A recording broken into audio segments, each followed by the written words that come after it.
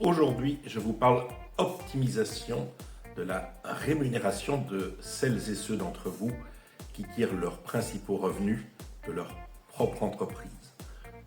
Quand on travaille dans sa propre société commerciale, le législateur prévoit qu'il y a deux types de rémunération.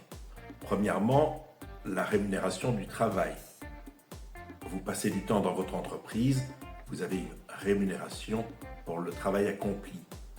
C'est une indemnité de gérance, des prélèvements de l'exploitant, voire une fiche de paie en tant qu'assimilé salarié.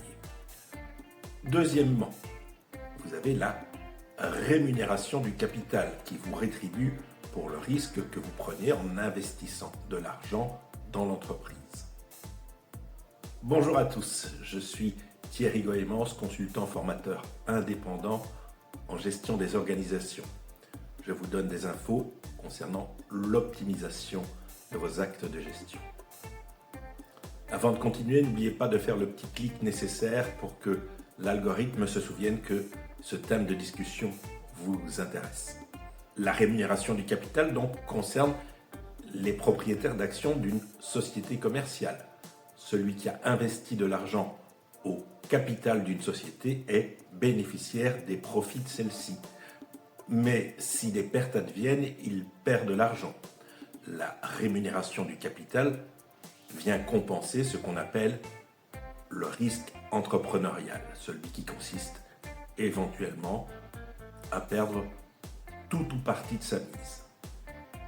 En contrepartie de ce risque, la rémunération du capital a toutefois ceci d'intéressant. Quand vous prélevez les bénéfices de votre entreprise, cette forme de rémunération n'est pas systématiquement assujettie aux charges sociales. Dans le jargon comptable, quand une société distribue des bénéfices à son ou ses propriétaires, on dit qu'elle distribue des dividendes. Et il y a de nombreuses situations parfaitement licites dans lesquelles les dividendes bénéficient d'un régime social et fiscal avantageux.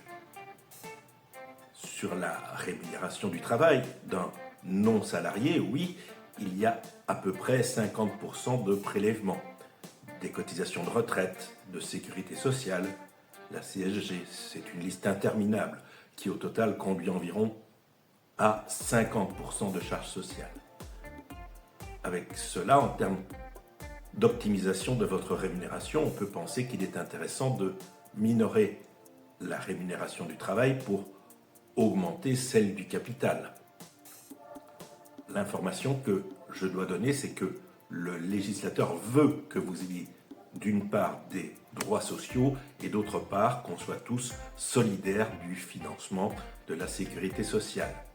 À ces fins, l'URSSAF veille à ce que tous les actifs, quel que soit leur statut, cotisent.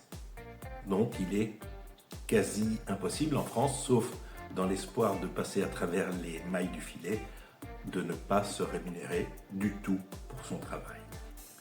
Vous êtes obligé de payer des cotisations, même si vous êtes cheville ouvrière de votre propre entreprise.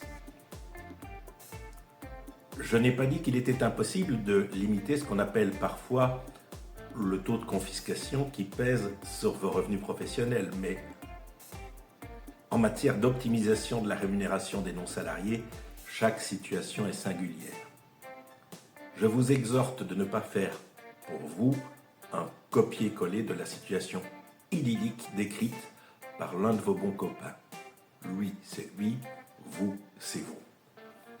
Au contraire, je vous invite à comprendre par vous-même la mécanique de la sécurité sociale des chefs d'entreprise, parce que s'il faut prendre des décisions dans l'intérêt des finances de votre foyer fiscal, la personne qui sera la plus à même de prendre les bonnes décisions, c'est vous.